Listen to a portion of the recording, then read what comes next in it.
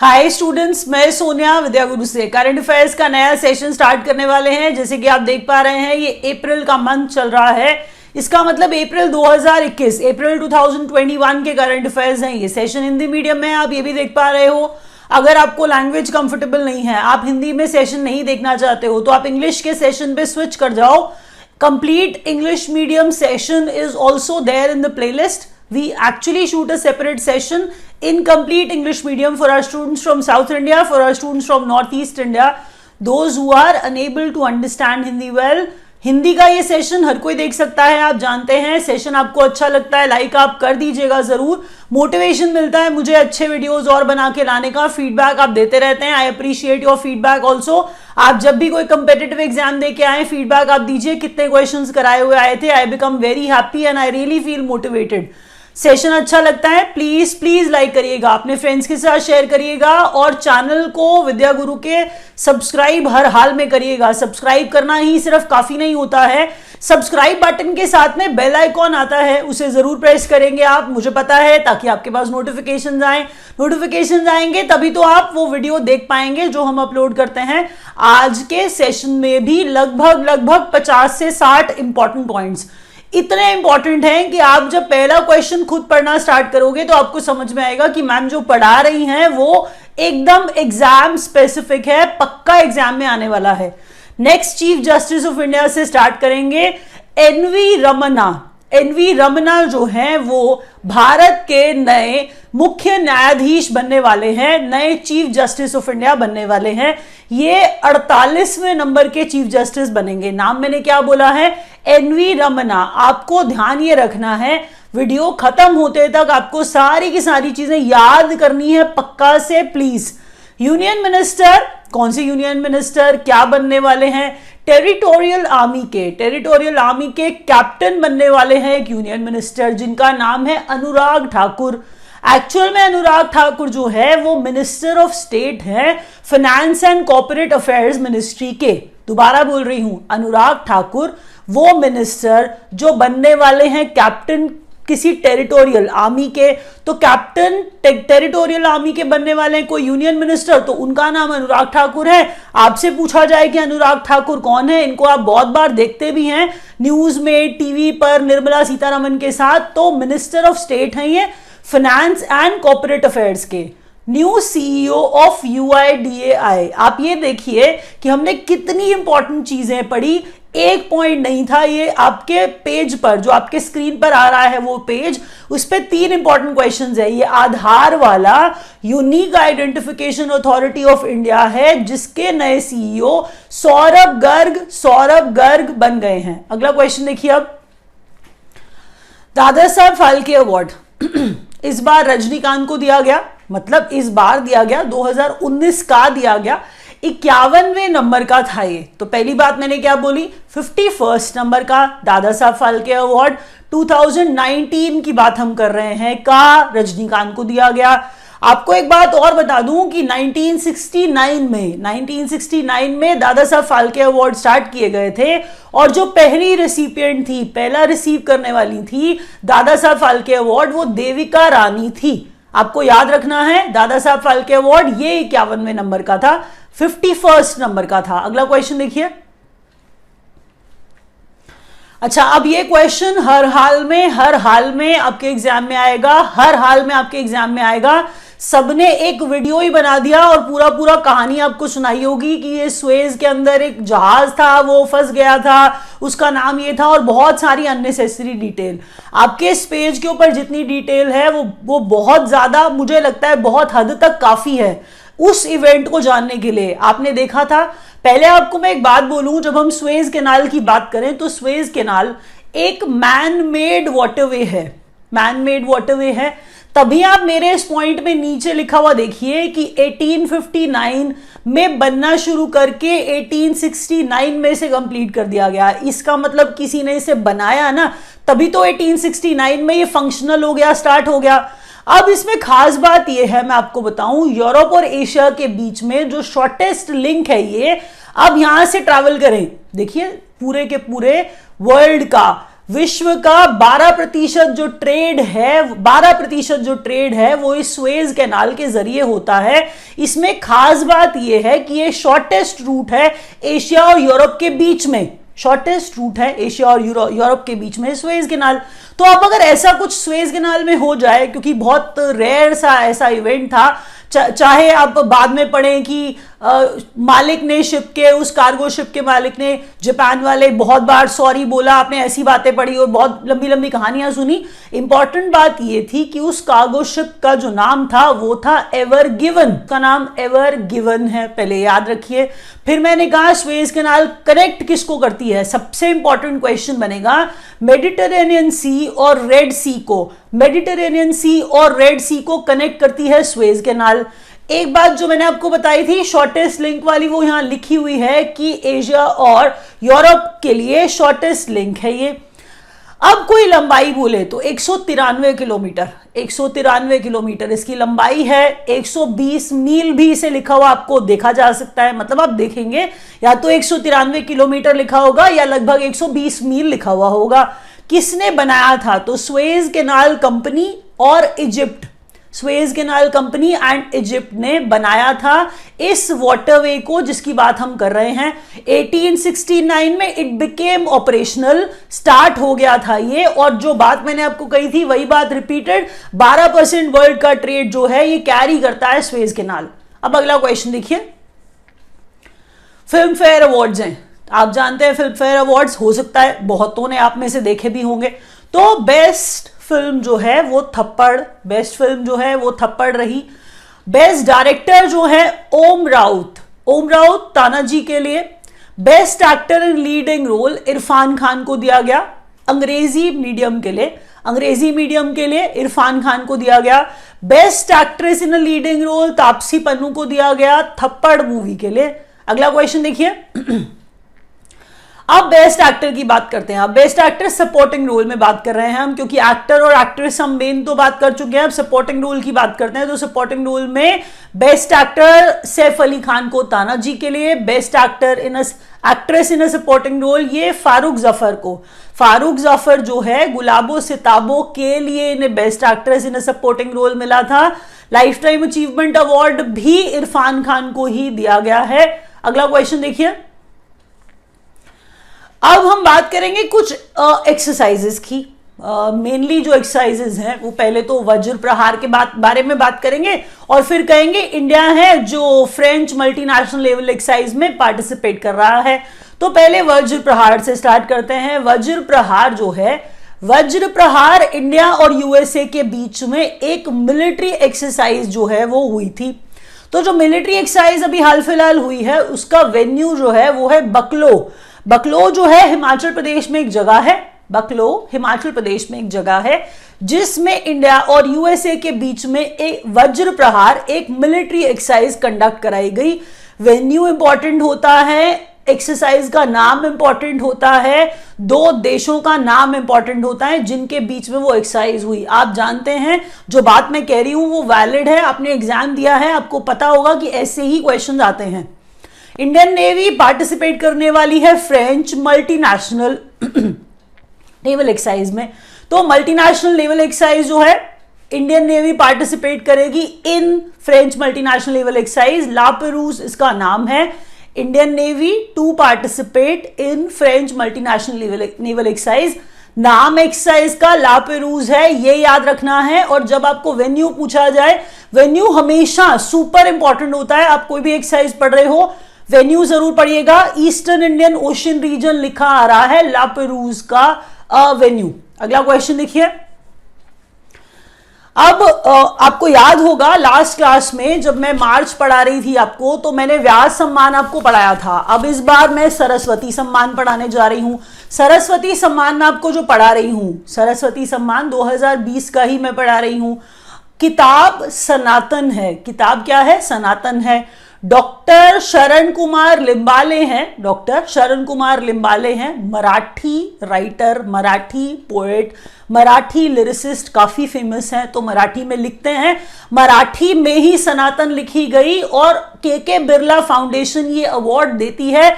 सरस्वती सम्मान इस बार का सनातन नॉवल के लिए, सनातन उपन्यास के लिए डॉक्टर शरण कुमार लिम्बाले को दिया गया सन 2020 का। अगला क्वेश्चन देखिए। अच्छा, बहुत इंपॉर्टेंट डेज, बहुत इंपॉर्टेंट डेज अप्रैल के। वर्ल्ड हेल्थ डे 7 अप्रैल को, वर्ल्ड हेल्थ डे 7 अप्रैल को ऑब्जर्व किया जाता है, जिसका theme building a fair healthier world. World health day 7 अप्रैल, थीम क्या? Building a fair healthier world, fair healthier world. World autism awareness day, autism एक प्रॉब्लम होता है, बीमारी होती है, आप जानते हैं, तो वर्ल्ड ऑटिज्म अवेयरनेस डे 2 अप्रैल को मनाया जाता है। नेशनल मैरीटाइम डे, मैरीटाइम की बात कर रहे हैं तो हम सी की बात करने लगे, तो नेशनल मैरीटाइम डे, सी नेवी, जब हम वर्ड्स इस्तेमाल करते हैं तो हम मैरीटाइम की ही बात कर रहे होते हैं, तो नेशनल मैरीटाइम डे 5 अप्रैल को ऑब्जर्व करते हैं। वर्ल्ड होम्योपैथी डे, तो वर्ल्ड होम्योपैथी डे 10 अप्रैल को ऑब्जर्व किया जाता है। आगे देखिए, आगे क्या आ रहा है आपकी स्क्रीन पर। अब और खुद पता लगाइए कि क्या ये इंपॉर्टेंट नहीं होगा। Bimonthly policy review RBI का, बहुत इंपॉर्टेंट, बहुत इंपॉर्टेंट। रेट्स जो हैं, रेट्स जो होता है, रेट्स में रिवीजन होता है, कई बार अनचेंज होती हैं, तो हर बार जब भी पढ़ाया जाएगा इंपॉर्टेंट होगा। और करंट वाली डेट्स याद रखिएगा, रेट्स जो होती हैं वो पीछे वाली मत पढ़िएगा, कोई फायदा नहीं होगा, जो करंट में चल रही है वो याद रखिए। Repo rate 4%, repo rate 4%, reverse repo 3.35%, reverse repo rate 3.35%, marginal standing facility and bank rate, marginal standing facility and bank rate 4.25%, और मॉनेटरी पॉलिसी का जो स्टैंस है वो अकोमोडेटिव रखा गया। सारे के सारे रेट्स याद रखिए, जो स्टैंस है वो भी याद रखिए। अगला क्वेश्चन देखिए। Payment banks maximum balance limit raised to ₹2 lakh. अच्छा, अब पहले मेरी बात सुनिए, जब ये क्वेश्चंस एग्जाम में आते हैं, अगर आप कहीं लिखते नहीं हो, नोट्स नहीं बनाते हो, तो आपको ये भी याद नहीं रहेगा कि मैंने इतने इंपॉर्टेंट क्वेश्चंस पढ़ाए थे। आप रिवीजन के टाइम में नोट्स को कैरी करके लेके जाइए, लिखेंगे, नोट्स बनाएंगे तो ही एग्जाम में काम आएंगे, नहीं तो एक बार वीडियो देख के कोई फायदा हो ही नहीं सकता है, क्योंकि आप 1-2 दिन में, 5-10 दिन में भूल ही जाओगे। नोट जरूर बनाने, ताकि एग्जाम आए तो रिवीजन करिए, चाहे वीडियो से करिए या अपने नोट से करिए, वीडियो चाहे दोबारा देखिए, क्वेश्चन जरूर आएगा। Payment bank maximum balance limit वाला, पहले मैक्सिमम बैलेंस लिमिट 1 लाख की थी, पुराने वाली याद नहीं रखनी होती है। पेमेंट बैंक्स जो है इनकी मैक्सिमम बैलेंस लिमिट बढ़ा करके अब 2 लाख कर दी गई है। प्रीपेड पेमेंट इंस्ट्रूमेंट अकाउंट जो है वो लिमिट रेज कर दिया गया उसका 2 लाख। आधों को यही नहीं समझ में आएगा कि मैम ने ये प्रीपेड, पेमेंट बैंक सबको समझ में आ जाता है, पेमेंट बैंक का मैक्सिमम बैलेंस भी सबको समझ में आ जाएगा, लेकिन प्रीपेड पेमेंट इंस्ट्रूमेंट समझ में नहीं आएगा। इसीलिए मोबाइल वॉलेट साथ में लिख दिया है ऑब्लिक करके कि प्रीपेड पेमेंट इंस्ट्रूमेंट जो है वो मोबाइल वॉलेट्स ही तो हैं, तो मोबाइल वॉलेट्स हैं जिनको हम थोड़ी अच्छी भाषा में प्रीपेड पेमेंट इंस्ट्रूमेंट्स कह रहे हैं। तो ये इनका जो अकाउंट लिमिट है इसको भी बढ़ा करके 2 लाख कर दिया है। कैश विड्रॉल भी अलाउ किया गया है इन्हीं प्रीपेड पेमेंट इंस्ट्रूमेंट्स में। अगर फुल केवाईसी हुई है तो हम कह रहे हैं कैश विड्रॉल अलाउ किया गया है इन नॉन बैंक्स के द्वारा, कि अगर फुल केवाईसी है उस पीपीआई अकाउंट की तो नॉन बैंक्स में, तो कैश विड्रॉल भी आप कर सकते हैं। Interoperability must for full KYC PPIs. अब अगर इंटरऑपरेबिलिटी को आसान भाषा में समझें तो हम बस इतना कहना चाह रहे हैं, एक एग्जाम्पल, इंटरऑपरेबिलिटी का मतलब और भी वास्ट और भी वाइडेंड हो सकता है। सिर्फ एक एग्जाम्पल कि आप एक वॉलेट से दूसरे वॉलेट में आप पैसे पहले ट्रांसफर नहीं कर सकते थे। आप पेटीएम यूज करते हो और अमेजॉन पे बैलेंस में पैसे ऐड करना चाह रहे हो, तो आप वो पहले नहीं कर सकते थे, लेकिन कह रहा है कि उसे भी अवेलेबल कराया जाएगा। ऐसी इंटरऑपरेबिलिटी जो है वो मस्ट है, मतलब अवेलेबल कराई जाएगी फॉर जिनकी फुल केवाईसी है उन पीपीआई अकाउंट्स की। अगला क्वेश्चन देखिए। Membership allowed to non banks for centralised payment system. अब ये भी क्वेश्चन बिल्कुल आने वाला है, आप देख करके पता लगाओ। सेंट्रलाइज्ड पेमेंट सिस्टम्स होते हैं आरटीजीएस और एनईएफटी।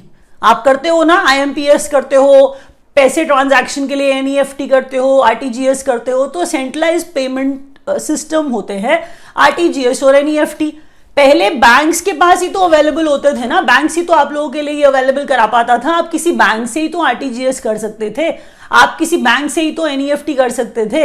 लेकिन अब आपको बता रहे हैं कि जो नॉन बैंकिंग एंटिटीज हैं, जो नॉन बैंक्स है, देखिए ना टॉप पे पढ़िए क्या लिखा है कि membership allowed to non banks for centralise payment system. ये भी नॉन बैंकिंग एंटिटीज भी अब आपको आरटीजीएस और एनईएफटी अवेलेबल करा पाएंगी। और हम किन नॉन बैंकिंग एंटिटीज की बात कर रहे हैं? Prepaid payment instrument issuers. Board पे आपके आ रहा है, ध्यान से पढ़िए। प्रीपेड पेमेंट इंस्ट्रूमेंट इशुअर जो है, ये इनके थ्रू आप आरटीजीएस एनईएफटी कर पाएंगे। कार्ड नेटवर्क्स जैसे वीजा है, जैसे मास्टर कार्ड है, तो वाइट लेबल एटीएम डब्ल्यूएलए ऑपरेटर्स हैं। ट्रेड रिसीवेबल डिस्काउंटिंग सिस्टम, ये ट्रेड्स की फुल फॉर्म है, लेकिन यहां पर सब जगह पर यही है, अलाउ उनको किया जा रहा है जो आरबीआई अप्रूव्ड है। वो ट्रेड प्लेटफॉर्म्स जो आरबीआई अप्रूव्ड है वो ही आरटीजीएस एनईएफटी आपके लिए अवेलेबल करा पाएंगे।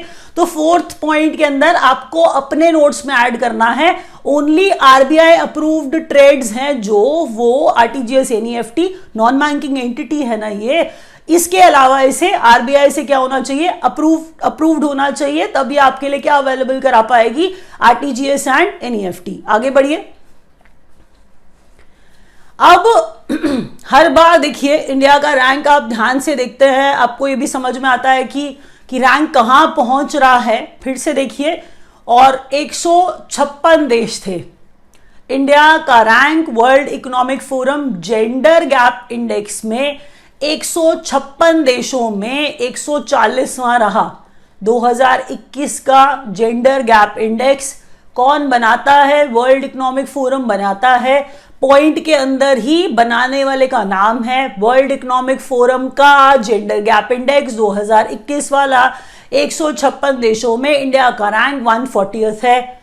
अब जब मैं फर्स्ट रैंक बोलूं तो इसका मतलब ये नहीं है कि यहां पर जेंडर गैप सबसे ज्यादा होगा, यहां पर जेंडर गैप सबसे कम होगा। आइसलैंड में मोस्ट जेंडर इक्वल कंट्री है ये आइसलैंड।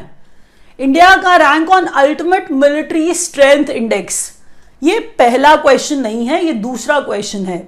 जो ऊपर वाला पॉइंट था इसी के अंदर हमने 2-3 पॉइंट्स कवर कर लिए थे। आपको ये एक पॉइंट लगा, बट मैंने ऊपर वाले पॉइंट को 3 क्वेश्चंस की नजरों से देखा था। मैंने देखा कि ये इंडेक्स कौन बनाता है, मैंने देखा कि इसमें टॉप किसने किया, और मैंने देखा इसमें इंडिया का रैंक क्या था। अब मैं नीचे वाले पे आती हूँ, नीचे वाले में भी मैं आपको ऐसी ही चीज ढूंढ के दिखाती हूँ कि आपको ये सिर्फ एक पॉइंट दिख रहा है कि इंडिया का rank ultimate military strength index में, इंडिया का rank ultimate military strength index में चौथा है। इसका मतलब हम सभी देशों की बात कर रहे थे जिसमें भारत चौथे नंबर पर है। अब सेना की बात हो रही है, मैं आपको यह कहना चाह रही हूं, जिसमें नंबर 1 रैंक पर चाइना है, इंडिया का रैंक चौथा है, और बनाने वाला मतलब पब्लिश करने वाला ये इंडेक्स है मिलिट्री डायरेक्ट। मिलिट्री डायरेक्ट इसे पब्लिश करता है। अगला क्वेश्चन देखिए, ECLGS emergency credit line guarantee scheme, emergency credit line guarantee scheme होता है ECLGS स्कीम। 1.0, 2.0, 3.0 का मतलब हम इनके एडिशंस की बात कर रहे हैं, लोन देने की बात हो रही है। देखिए ऐसा नहीं किया है कि सेंट्रल गवर्नमेंट ने प्रॉब्लम के टाइम पर एक्चुअल में हेल्प के लिए पैसे देना स्टार्ट कर दिया, लोन्स ऑफर किए गए थे। तो यहां पर जो सेक्टर्स हैं, अब आप जानते हैं कितने अफेक्टेड सेक्टर्स हैं, hospitality, travel and tourism, leisure and sporting जो है, ये वो सेक्टर्स हैं जो इस emergency credit line guarantee scheme में 3.0 में इंक्लूडेड है। हम कह रहे हैं लेकिन तीनों के तीनों की जो वैलिडिटी है 30 जून तक जो है बढ़ा दी गई है। आप जब तक लोन के लिए एलिजिबल हैं, कब तक आप लोन के लिए एलिजिबल हैं, आप अप्लाई कर रहे हैं, कब तक एलिजिबल है? 30 जून 2021 तक। लोन के अंदर कितना डिसबर्समेंट होगा, कितना 3 लाख करोड़ का डिसबर्समेंट करना था। तो हम कह रहे हैं आप 30 जून 2021 तक एलिजिबल है, लोन डिसबर्समेंट हो जाएगा 30 सितंबर 2021 तक, बस यहीं तक। और जो टेनर है emergency credit line guarantee scheme 3.0 का, हम कह रहे हैं इसका टेनर, इसका टेन्योर जो है वो 6 साल का, और जो मॉरेटोरियम है, मॉरेटोरियम जो है वो 2 साल का है। मॉरेटोरियम का मतलब सस्पेंशन होता है, बेसिकली कुछ टाइम का ब्रेक दे दिया जाता है। जब आप लोन का रीपेमेंट नहीं कर पा रहे हो तो आपको कुछ टाइम का सस्पेंशन, मतलब आपको लोन रीपे करने के लिए बहुत ज्यादा फोर्स नहीं किया जाएगा, आपको थोड़ा ब्रेक दे दिया जाएगा। तो वो मॉरेटोरियम है, वो 2 साल का है। और जो टेन्योर है emergency credit line guarantee scheme, ये ध्यान रखिएगा, मैं यहाँ पे 3.0 जरूर बोल रही हूं, क्योंकि मैं फर्स्ट और सेकंड एडिशन की बात नहीं, थर्ड की बात कर रही हूं, उसका टेनर आपको 6 साल बता रही हूं। अगला क्वेश्चन देखिए, स्टैंड अप इंडिया। तो आपने ऐसा बहुत सारा सुना होगा ना, मेक इन इंडिया, बहुत सारी चीजें आप ऐसी सुन चुके हो। तो अभी हम आपको नया कुछ सुनाएंगे, वो है स्टैंड अप इंडिया। तो स्टैंड अप इंडिया जो स्कीम है एक्सटेंडेड टिल 2025, इंपॉर्टेंट इसलिए है क्योंकि ये शेड्यूल कास्ट, शेड्यूल ट्राइब और वुमेन एंटरप्रेन्योरशिप की बात करती है। तो अगर महिलाएं हैं, बिजनेस करना चाहती हैं, SC ST को हेल्प करना है, इनके लिए स्टैंड अप इंडिया इस स्कीम को एक्सटेंड करके 2025 तक पहुंचा दिया गया है। लोन जो सैंक्शन किया गया था इसके अंदर, मैंने आपको पहले ही कहा था, ऐसा नहीं है कि जैसे बाहर के देशों में पैसा अकाउंट में ट्रांसफर कर दिया जाता है हेल्प के तौर पर, हमें हमारी सरकार ने लोन दिया है। तो ये लोन, यहां पर फिर लोन की बात हम कर रहे हैं कि लोन जो सैंक्शन किया गया 25,586 करोड़ जो है का लोन का अमाउंट है, जो लोन का बजट है जो सैंक्शन किया गया स्टैंड अप इंडिया के लिए। खेलो इंडिया के लिए भी टोटल आउटले है, टोटल बजट है। तो इसके लिए जो टोटल बजट था वो 8,750 करोड़ का budget, total expenditure, total expense खेलो इंडिया स्कीम के लिए, जिसे एक्सटेंड कर दिया गया 2025-26 के लिए। और 21-22 का खर्चा इन्होंने बताया है 657.71 करोड़, 657.71 करोड़ जो है वो एक्सपेंस 2021-22 का, लेकिन जो टोटल बताया है वो 8,750 करोड़ इसका एक्सपेंस बताया है, और इस स्कीम को बढ़ा करके 25-26 तक के लिए कर दिया गया है। अगला क्वेश्चन देखिए, अब है उयालवाड़ा नरसिम्हा रेड्डी एयरपोर्ट। हम कह रहे हैं उयालवाड़ा नरसिम्हा रेड्डी एयरपोर्ट इनॉग्रेट किया गया है किस जगह पर? कुरनूल में, आंध्र प्रदेश में। आंध्र प्रदेश के चीफ मिनिस्टर अब इंपॉर्टेंट हो जाएंगे, एयरपोर्ट है इसीलिए मिनिस्टर ऑफ सिविल एविएशन भी इंपॉर्टेंट हो जाएंगे। तो मैं एक एक करके इनका नाम बोलती हूं। Uyyalawada Narasimha Reddy airport inaugurated in Kurnool, Andhra Pradesh. Andhra Pradesh के chief minister YS Jaganmohan Reddy. Hardeep Singh Puri हैं जो मिनिस्टर ऑफ सिविल एविएशन है। मिनिस्टर ऑफ सिविल एविएशन कौन है? हरदीप सिंह पुरी हैं। अब यहां पे एक और क्वेश्चन, नया पॉइंट, वो ये है, गोरखपुर में, यूपी में शहीद अशफाकुल्ला खान जूलॉजिकल पार्क बनाया जाएगा। शहीद अशफाकुल्ला खान जूलॉजिकल पार्क जो है वो बनाया जाएगा कहां पर? गोरखपुर, यूपी में। अगला क्वेश्चन देखिए, चलिए अब अगला क्वेश्चन देखते हैं। अगला क्वेश्चन कह रहा है RBI issues direction for amalgamation of primary UCBs। Meaning क्या है, क्या बात चल रही है? प्राइमरी अर्बन कोऑपरेटिव बैंक्स की बात हम कर रहे हैं, इनका अमालगमेशन, इनके मर्जर की बात हम कर रहे हैं। इस पे डायरेक्शन इशू की है, कुछ गाइडलाइंस इशू की हैं आरबीआई ने इशू की है डायरेक्शंस, मतलब कोई गाइडलाइंस किस बारे में? कि जो UCBs हैं, अर्बन कोऑपरेटिव बैंक्स हैं, इनके मर्जर के बारे में, इनके अमालगमेशन के बारे में बात ये चल रही है कि अर्बन कोऑपरेटिव बैंक। अच्छा, पहले आप नीचे वाला पॉइंट पढ़ो, आपको और क्लियर हो जाएगा। Uni state, uni means one, तभी यूनिफॉर्म, सब एक जैसी पहनते हैं, तो यूनानिमिटी वाला यूनी, तो यूनी का मतलब वन है। मैं कह रही हूं यूनी स्टेट UCB, एक स्टेट वाला अगर कोई अर्बन कोऑपरेटिव बैंक है उसको कन्वर्ट करना है और multi state urban cooperative bank बनना है, तो वो किस तरीके से अर्बन कोऑपरेटिव बैंक बनेगा? वो multi state urban cooperative bank बनेगा अमालगमेशन के थ्रू। मैंने कहा मैं एक स्टेट का अर्बन कोऑपरेटिव बैंक हूं, अगर मैं multi state urban cooperative bank बनना चाहती हूं तो मैं दूसरे स्टेट के अर्बन कोऑपरेटिव बैंक को अक्वायर कर लूंगी। इससे मैं uni state urban cooperative bank नहीं रह जाऊंगी, मैं तो अब उस वाले स्टेट के अर्बन कोऑपरेटिव बैंक को अक्वायर करके उसके साथ मर्ज होकर के multi state urban cooperative bank बन गई। यही कहना चाह रही थी मैं ऊपर वाले पॉइंट में भी कि आरबीआई ने जो डायरेक्शंस इशू की हैं अमालगमेशन के बारे में, कि जो प्राइमरी अर्बन कोऑपरेटिव बैंक्स के लिए की थी, ये मैंने कहा था आपको। और फिर मैंने कहा था कि यूनी स्टेट वाले यूसीबी जो हैं वो कैसे मल्टी स्टेट वाले अर्बन कोऑपरेटिव बैंक्स बन सकते हैं। नीचे वाले पॉइंट में पढ़िए अब अगला क्वेश्चन, अगला पॉइंट कि इन्फ्लेशन टारगेट जो रखा गया है, गवर्नमेंट ने इन्फ्लेशन का टारगेट 2021 से 26 के लिए 4% का रखा है। इसमें इन्हें प्लस माइनस जो है लिख दिया है कि 2% का प्लस माइनस हो सकता है। इन्फ्लेशन टारगेट जो है गवर्नमेंट सेट करती है 2021 से 26 के लिए, कहती है कि 4% का जो है इन्फ्लेशन टारगेट हम रख रहे हैं। इसमें आप माइनस प्लस 2% कर सकते हो, मतलब 4 से 6 भी हो सकता है और 4 से 2 भी हो सकता है, मतलब आप 2% का प्लस माइनस रख लो। इन्फ्लेशन का टारगेट गवर्नमेंट वाला 21 से 26 के लिए, याद रखिएगा। टारगेटेड रेंज नेक्स्ट 5 साल के लिए, नेक्स्ट 5 साल के लिए टारगेटेड रेंज जो है वो 2% टू 6% रखा गया है। अगला क्वेश्चन देखिए, RBI committee to review ways and means advances limits for states and states और union territories। ways and means advances की बात होती है तो हम आसान शब्दों में ऐसा समझते हैं कि RBI से लोन लेते हैं स्टेट्स, RBI एडवांसेस प्रोवाइड करता है स्टेट्स को और यूनियन टेरिटरीज को। तो हम कह रहे हैं कि सुधीर श्रीवास्तव कमेटी बनाई गई है जो रिव्यू करेगी, किस चीज को रिव्यू करेगी, ways and means advances limit को, स्टेट्स और यूनियन टेरिटरीज के लिमिट को, जो लिमिट पे लोन दिया जाता है, मतलब एडवांसेस दिए जाते हैं स्टेट्स को और यूनियन टेरिटरीज को, उस लिमिट को क्या करेगी, रिव्यू करेगी आरबीआई की सुधीर श्रीवास्तव कमेटी। तो किस बारे में है अगर आपसे पूछा जाए कमेटी, तो वेज एंड मीन्स एडवांसेस के लिमिट को रिव्यू करने के लिए ये कमेटी बनाई गई है। आरबीआई पब्लिश करेगा अब से फाइनेंशियल इंक्लूजन इंडेक्स, हर साल आरबीआई पब्लिश करेगा अब से हर साल फाइनेंशियल इंक्लूजन इंडेक्स।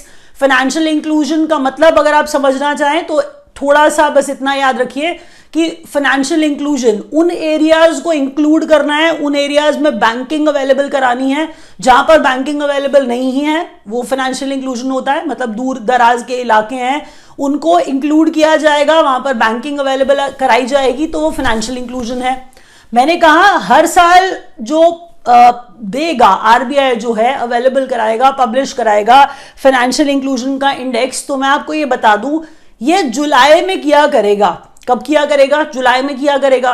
तो जुलाई में प्रीवियस फाइनेंशियल ईयर के मार्च के लास्ट तक, फाइनेंशियल ईयर की जब हम बात करते हैं 31 मार्च को सारे के सारे फाइनेंशियल ईयर खत्म हो रहा है, फाइनेंशियल ईयर खत्म हो रहा है, फाइनेंशियल ईयर खत्म हो रहा है, लास्ट डे है बोलते रहते हैं। तो इसी से याद रखिए ना कि जो प्रीवियस ईयर का, पिछले साल का मार्च जो है जब खत्म हो रहा होता है उसका डेटा, उसका फाइनेंशियल इंक्लूजन का इंडेक्स जो है पब्लिश करेगा जुलाई में आरबीआई हर साल। अगला क्वेश्चन देखिए,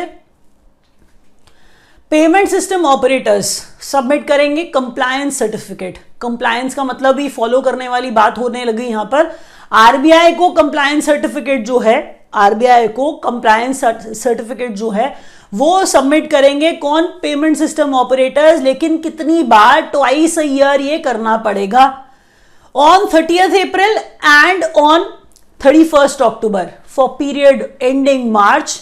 अप्रैल 30 अप्रैल को कौन सा वाला, मार्च एंडिंग वाला, 31 अक्टूबर को कौन सा वाला, सितंबर एंडिंग वाला। तो सितंबर एंडिंग वाला 31 अक्टूबर को, मार्च एंडिंग वाला 30 अप्रैल तक। हम कह रहे हैं ये इस तरह से पेमेंट सिस्टम ऑपरेटर्स जो है सबमिट करेंगे अपने कंप्लायंस सर्टिफिकेट्स आरबीआई को साल में 2 बार।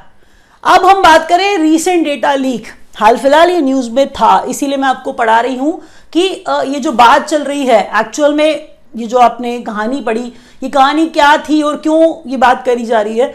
ये इसलिए करी जा रही है क्योंकि अभी कुछ दिनों पहले ही डेटा लीक हुआ था मोबीक्विक का, वो वॉलेट पेटीएम जैसा, आपको याद होगा, तो उसका डेटा लीक हुआ है, इसीलिए सारा का सारा केयरफुल ऑपरेशन हो रहा है। अभी आपको ये सारी चीजें इसलिए करके बताई जा रही है क्योंकि डेटा लीक हुआ है मोबीक्विक का। अगला, India working on third joint space mission with France. India working on third joint space mission with France. ये याद रखना है आपको कि अभी हाल फिलहाल जो है भारत फ्रांस के साथ किसी स्पेस मिशन पे काम कर रहा है, वो तीसरे नंबर का है, मतलब थर्ड जॉइंट स्पेस मिशन है। क्या कर रहे हैं, कैसे कर रहे हैं, जरा सुनिए। इसरो एंड सीएनईएस, जैसे इसरो इंडिया का वैसे ही सीएनईएस फ्रांस का स्पेस वाला एजेंसी है, तो फ्रांस का सीएनईएस और इसरो जो है मिलकर के डेवलप कर रहे हैं अर्थ ऑब्जर्वेशन सैटेलाइट मिशन। तो अर्थ ऑब्जर्वेशन सैटेलाइट मिशन जो है, जिसमें थर्मल इंफ्रारेड इमेजर भी होगा, जिसका नाम तृष्णा है, इस पर अभी काम चल रहा है, इस तृष्णा पर अभी काम चल रहा है इंडिया और फ्रांस के बीच में। अगला क्वेश्चन देखिए, क्वेश्चन नैपफिड के बारे में है। नैपफिड क्या है? पार्लियामेंट ने हाल फिलहाल अभी नैपफिड बिल पास किया है। क्या है ये नैपफिड, इसकी फुल फॉर्म क्या है, कितना इसका शेयर कैपिटल है, ये सब पढ़ेंगे। तो पहले पॉइंट से स्टार्ट करेंगे नैपफिड के बारे में। इसका फुल फॉर्म है national bank, national bank NA national है, आगे B फॉर बैंक है, national bank for financing infrastructure and development. तब आपको अब बात कुछ समझ में आ गई होगी कि फाइनेंस करने की बात हो रही है इंफ्रास्ट्रक्चर एंड डेवलपमेंट को, मतलब इंफ्रा को फाइनेंस करने की का काम कर रहा है ये नेशनल बैंक, जिसे बनाने की इजाजत पार्लियामेंट ने तो दे दी है क्योंकि उन्होंने बिल पास तो कर दिया है।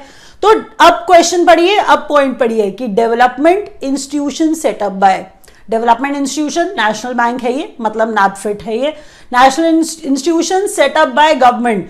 गवर्नमेंट ने सेट किया है किस चीज के लिए? इंफ्रास्ट्रक्चर को फाइनेंस करने के लिए नैपफिड जो है वो सेटअप किया है, जिसका शेयर कैपिटल की कितना पैसा गवर्नमेंट लगा रही है, इसमें 1 लाख करोड़ लगा रही है। लेकिन आपको ये भी बता दें कि गवर्नमेंट कभी भी अपना शेयर, अपना परसेंटेज जो है, अपना जो स्टेक है इसमें, इस नेशनल बैंक में 26% से कम कभी नहीं करेगी। अभी 100% है, अभी गवर्नमेंट ही पैसा लगा रही है पूरा 1 लाख करोड़।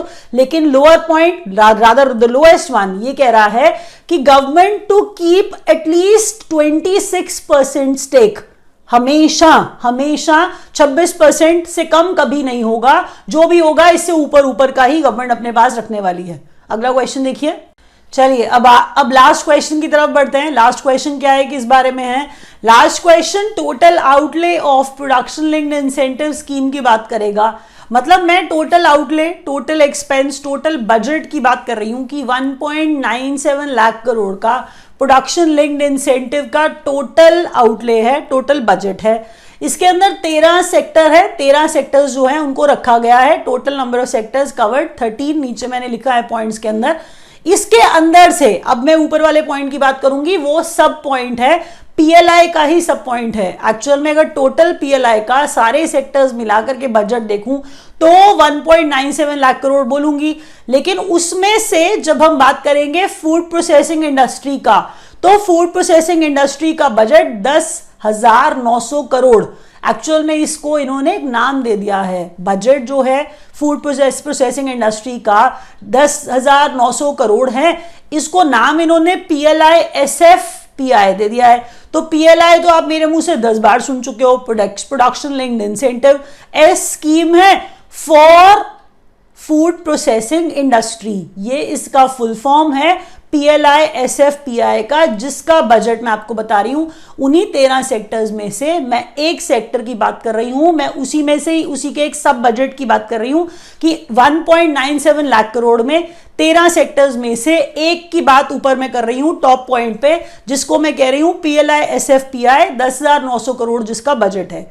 यहां पर मैं रैप अप कर दूंगी। आपको वीडियो अच्छा लगेगा लाइक कर दीजिएगा। अगर समझ में नहीं आया दोबारा देख सकते हो आप, कंप्लीट इंग्लिश वाला देख सकते हो आप।